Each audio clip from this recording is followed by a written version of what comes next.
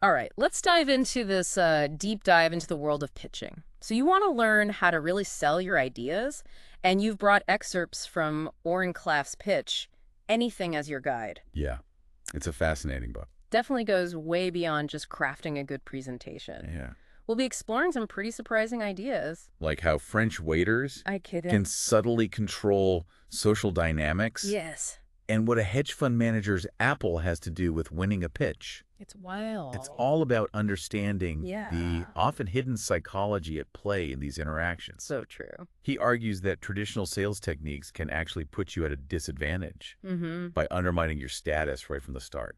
Interesting. So before we even get to the content of our pitch, Yeah, we need to think about this idea of status. Yeah. It's a key concept in Klaff's framework, right? absolutely. Hmm. And what's interesting is that Klaff challenges the idea that status is fixed. Okay. He introduces the concept of situational status, meaning your social value can shift, depending on the context. That makes sense. It's like that example he gives of the golf pro and the cardiac surgeon. Yes. On the golf course, the pro's expertise gives them higher status, even though the surgeon might be considered more important Right. in other settings. Exactly. It's all about what Klaff calls local star power. Love that. And to understand how this works, we need to think about how we actually assess status. Okay. Klaff says there are three main criteria: wealth, power, and popularity. Those sound pretty familiar. I mean, it's not like we're consciously thinking, okay, how wealthy is this person? Right. But we are constantly picking up on cues. All the time. Mm-hmm. Think about when you meet someone new, you instantly notice things like how they're dressed, Oh, yeah. their body language, who they're talking to. Mm-hmm. All those things give us clues about their social standing. It's like our brains are hardwired to figure out Yes. where we fit in the pecking order. Totally. But how does this relate to actually pitching an idea? This is where frame control comes in. The person who sets the dominant frame, Mm-hmm. the underlying assumptions and expectations of the interaction, has a huge advantage. Right. They're essentially setting the rules of the game. Okay, so how do we gain control of the frame? Klaff tells that great story about the French waiter, Benoit, Well, Benoit, yeah. who totally masters this. Benoit is a perfect example of how someone can subtly but expertly assert their status and take control. Right. Remember how Klaff goes into this fancy Parisian brasserie, feeling like a high roller, Yep. ready to impress his guests? But Benoit completely disarms him. Totally. He makes him, questions his wine choice Mm-hmm. and even praises one of Klaff's guests to further establish his own position. Oh, that's so good. That's brilliant. And what's really interesting is that Klaff doesn't get angry. Right. He actually ends up charmed and increases Benoit's tip. So good. Exactly. It shows how effective this kind of frame control can be. Yeah. Even when we know what's happening, we can still be influenced by it. So if we want to be successful at pitching, we need to be aware of these power dynamics and Absolutely. figure out how to establish our own local star power. Yes. But before we get to that, Klaff warns us about these things he calls beta traps. Uh-huh. Can you explain what those are? Beta traps are basically social rituals that can diminish your status without you even realizing it. Okay. They're everywhere, and they're Oh. designed to put you in a subordinate position. You're right. I've definitely felt that sense of powerlessness sitting in a company lobby waiting for a meeting to start. It's a classic example. Totally. The receptionist to the sign-in book, the uncomfortable chairs, Yep. it all contributes to making you feel less important. Hmm. And then you're ushered into the conference room, which Klaff describes as another beta trap. Yes. You're there to perform, Uh-huh. to entertain the client with your pitch. Like you're the jester in a king's court. Exactly.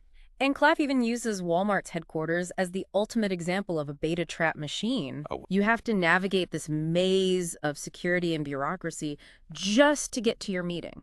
It's like the ultimate test. Right. The point is that if you fall into these traps, you're already starting from a position of weakness. You're letting the other person control the frame. Oh, I see. So how do we avoid that? How do we flip the script and establish our own status? Well, Klaff suggests some pretty counterintuitive tactics for doing just that. He does. And this is where things get really interesting. He argues that sometimes the best way to gain control is to disrupt expectations, Okay. to do something unexpected Right. that breaks the usual social script. Okay. And he tells this great story about a hedge fund manager, Bill Garr, Uh-huh. and an apple to illustrate this Oh, point. yes. Bill Garr in his luxurious office overlooking Beverly Hills. Yeah. Talk about local star power. Right. Clough is trying to pitch him this deal, but Bill seems more interested in his apple than anything Clough has to say. It's a classic power play. Bill is deliberately ignoring Clough, trying to assert his dominance. And here's where Clough makes his move. He sees Bill take a bite of his apple and casually leave it on his desk. So he excuses himself, grabs a knife from the kitchenette, walks back in, and cuts Bill's apple in half. I can just imagine the look on everyone's faces. It's such a bold move, and it completely disrupts the power dynamic. It's a brilliant example of how to take control of the frame. I love it. Bill is initially shocked, but then he bursts out laughing. Yeah. The tension is broken, and suddenly Clough has his full attention. He's created a space for a real conversation to happen. Okay, I get that cutting someone's apple might not be the best strategy in every situation, Right. but what's the underlying principle here? What can we learn from this story? The key takeaway is that by acting swiftly and confidently, by disrupting those social rituals that reinforce the target's power, Yeah, you can instantly elevate your own status. I see. It's about creating a moment of surprise, a break in the expected script that allows you to take control. So it's not about being aggressive, but about being assertive and confident. Exactly. And Clough emphasizes other tactics that contribute to this aura of high status, Okay. avoiding excessive small talk, for example, Right. or exuding genuine enthusiasm for your work. It's about projecting that you're someone worth listening to. Exactly. And another critical point he makes is the importance of getting the customer to qualify your status. Okay, what does that mean? It means prompting them to acknowledge your expertise and the value you bring to the table. Got it. Instead of just presenting your ideas, you can subtly get them to acknowledge your status. Can you give an example of what that might look like in a real pitch? Absolutely. Okay. Imagine you're pitching a marketing campaign to a potential client. Instead of launching straight into your ideas, you could ask something like, Okay. in your experience, what's been the biggest challenge in reaching your target audience? That's a great example. You're not just telling them what you know, you're subtly prompting them to acknowledge the gap in their knowledge. Yeah. Which positions you as the expert who can fill that gap. Exactly. It's a subtle shift in the power dynamic. Right. And that's what's so brilliant about Clough's approach. It's all about understanding the psychology of human interaction and using it to your advantage. This is all so fascinating. I'm starting to see how these ideas can apply to so many different situations, not just pitching business deals. Absolutely. And we're just scratching the surface here. There's so much more to unpack in Clough's framework. Well, we've covered a lot of ground already, from situational status and beta traps to frame control and the art of disruption. Let's take a pause here and pick up the rest of this deep dive in part 2. We'll explore how to tap into the croc brain, the power of storytelling, and how to turn objections into advantages. Sounds good. It's interesting how we often approach pitching as this purely rational exercise. Like if we just present the facts and figures clearly, Yeah. people will be convinced. Right, like if our ideas are good enough, they'll speak for themselves. But Clough completely challenges that assumption. He argues that pitching is actually deeply emotional. Really? It's about triggering the right responses in what he calls the croc brain, that ancient part of our brain, responsible for our survival instincts. So we're not just pitching to the logical thinking part of the brain. Exactly. We're appealing to the part of the brain Okay. that's driven by emotions and gut reactions. Interesting. And that's why traditional sales techniques often miss the mark. They focus too much on logic and reason Yeah. while ignoring the powerful emotional currents that really drive our decisions. Okay. I'm starting to see where this is going. So if we want to pitch effectively, we need to figure out how to tap into this croc brain. Does Clough give us any practical advice on how to actually do that? He does. And it's not always what you'd expect. For example, he talks about the importance of creating intrigue, Okay. even a bit of tension, rather than just laying out your pitch in a linear, predictable way. That makes sense. If you can pique someone's curiosity and make them lean in and want to hear more, you already got their attention. Exactly. And this is where storytelling comes in. Okay. Humans are wired to connect with stories. Yeah. They help us understand the world, remember information, and feel emotionally invested. So instead of just listing features and benefits, we need to weave a compelling narrative Yes. that pulls the listener in and makes them care about what we're saying. Precisely. Yeah. And this narrative should tap into those primal desires Okay. that drive the croc brain. Desires for status, social proof, belonging. It reminds me of that saying in marketing. Oh, yeah. People don't buy what you do, they buy why you do it. Yes. You had to connect your pitch to a deeper emotional core Right. to give people a reason to care that goes beyond just the practical benefits. This is all starting to click for me, but there's still this term hot cognitions that Clough keeps using. I'm not entirely sure I understand what he means by that. High cognitions are essentially mental shortcuts Okay. that our brains use to process information quickly. Hmm. They're based on our past experiences, beliefs, and biases. So it's like we have these pre-programmed responses based on everything we've encountered in our lives. Exactly. And Claff argues that if you can align your pitch with these hot cognitions, Okay. if you can speak to those pre-existing beliefs and values, you're much more likely to persuade someone. It's like you're speaking their language, Yes. but on a deeper subconscious level. Precisely. And this is why it's so important to really understand your audience. Right. You need to know their values, their aspirations. Okay. If you can frame your pitch in a way that resonates with their hot cognitions, Yeah. you're essentially bypassing their rational defenses and connecting with them on a deeper emotional level. That's powerful stuff, but it also sounds incredibly challenging to put into practice. Okay. I mean, it's one thing to understand these concepts, Right. but it's another thing entirely to actually apply them in a real-world pitch. You're absolutely right. Yeah. This isn't just about memorizing a few techniques. Right. It's about developing a deep understanding of human psychology Okay. and a willingness to experiment and adapt. And probably a good dose of self-awareness, too. You need to be able to read the room, Yes. adjust your approach on the fly, and not be afraid to show a little vulnerability. Exactly. Humor and self-deprecation can be surprisingly effective tools for building rapport. Oh, yeah. It shows you're not taking yourself too seriously, which can actually make you seem more confident and trustworthy. It's like that quote, confidence is silent, insecurities are loud. I love that. And Claff also emphasizes the importance of authenticity. You can't fake your way through a pitch. Yeah. People can sense insincerity from a mile away. It's about finding that balance between confidence and humility, Right. between being persuasive and being genuine. This is giving me so much to think about. It's like Clough is giving us a whole new framework for thinking about communication and persuasion. And the beauty of it is that these principles can be applied to so many different areas of life, not just in business settings. Oh, absolutely. I can already see how this could be useful in everything from negotiating with your kids to making a case for a project at work. Exactly. Clough even has a whole chapter on applying these techniques to social situations, Exactly. like asking someone out on a date Oh, wow. or convincing your friends to go on that crazy adventure you've been planning. So even if you're not in the boardroom pitching $1 million deal, Right. you can still benefit from understanding these principles of persuasion. Absolutely. And that's what's so exciting about Clough's work. Yeah. He's not just teaching you how to close a sale. He's teaching you how to connect with people on a deeper level, Right. how to understand and influence human behavior in a way that feels authentic and empowering. We've covered so much ground already, from the psychology of the croc brain to the power of storytelling and the importance of authenticity. But there's one more crucial aspect of Clough's method that we need to explore, and that's how to handle objections. Ah, yes. The inevitable moment in every pitch Right. when you encounter resistance.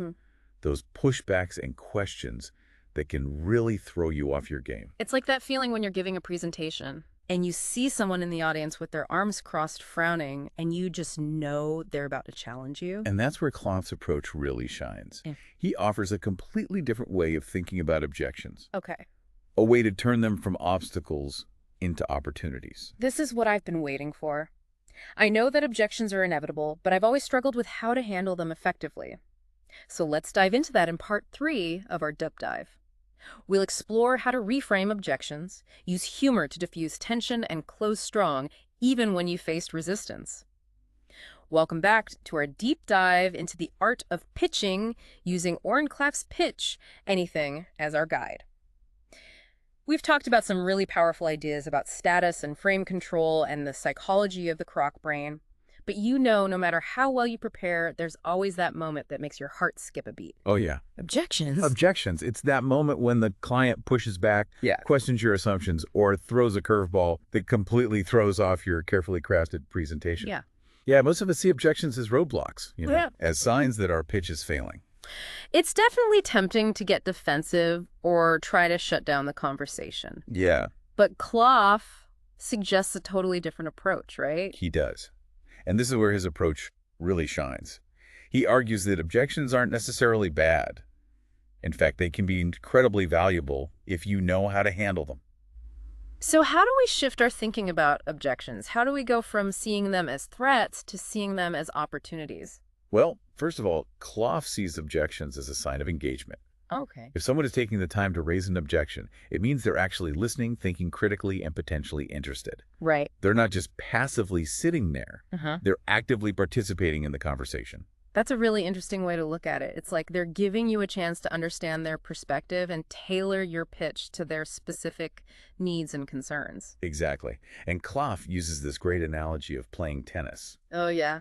to illustrate how to handle objections effectively. Okay. Imagine your opponent hits a strong serve. You don't just stand there and let the ball whiz past you, do you? Of course not. No. Yeah. You have to return the serve, keep the ball in play, Right. and use your opponent's energy to your advantage. Exactly. The objection is like the serve, I see. and your response is the return. Okay. And just like in tennis, the key is to return the ball strategically to use your opponent's momentum to shift the game in your favor. Okay. I love the analogy. But what are some concrete strategies we can use to return the serve when someone hits us with an objection? One of Clough's key strategies is to acknowledge the objection and reframe it as a question. So instead of saying, "you're wrong," or getting defensive, you could say something like, Okay. "That's a really interesting point. Can you tell me more about your concerns?" That's brilliant. By turning the objection into a question, you're taking the sting out of it and creating a space for dialogue. Right. You're showing that you respect their opinion and are genuinely interested in understanding their perspective. Exactly. And it also subtly shifts the power dynamic. Mm-hmm. You're no longer on the defensive. You're now in control of the conversation. Right. You're guiding the discussion and leading them towards your desired outcome. It also gives you a chance to gather valuable information. Yes. By understanding the reasons behind their objection, you can address their concerns more effectively and tailor your pitch to their specific needs. Absolutely. And another strategy Clough suggests is to use humor and self-deprecation to diffuse tension. Oh. If you can make the person laugh, you can often disarm them and create a more receptive atmosphere. Right. It shows that you don't take yourself too seriously Yeah. and that you're confident enough to be a little vulnerable. It's like that saying, if you can't laugh at yourself, life is going to seem a lot longer. Being able to inject humor into a tense situation can completely change the energy of the interaction. And finally, Clough stresses the importance of having a strong closing, even when there have been objections. You don't want to end the pitch on a note of uncertainty or leave any lingering doubts in the client's mind. You need to reiterate your key points, address any remaining concerns, and leave them with a clear call to action. It's like landing that final serve in a tennis match. You want it to be decisive, powerful, and unforgettable. Exactly. And remember, even if the answer is no, at this point, you've still gained valuable insights, built a relationship, and potentially opened the door for future opportunities. So as we wrap up this deep dive into Oren Klaff's pitch, I'm realizing how much more there is to pitching than just delivering a polished presentation. It's about understanding the psychology of persuasion, mastering the art of frame control, and connecting with people on a deeper, more authentic level. And it's about seeing objections not as roadblocks, but as opportunities for engagement and deeper understanding. And as always, the beauty of it is that these principles can be applied in all areas of life, not just in business settings. Absolutely. So to our listener, as you go out and pitch your ideas, remember that it's a process, a journey of continuous learning and refinement. Embrace the challenges, experiment with these techniques, and don't be afraid to disrupt expectations. Who knows? You might just surprise yourself with what you can achieve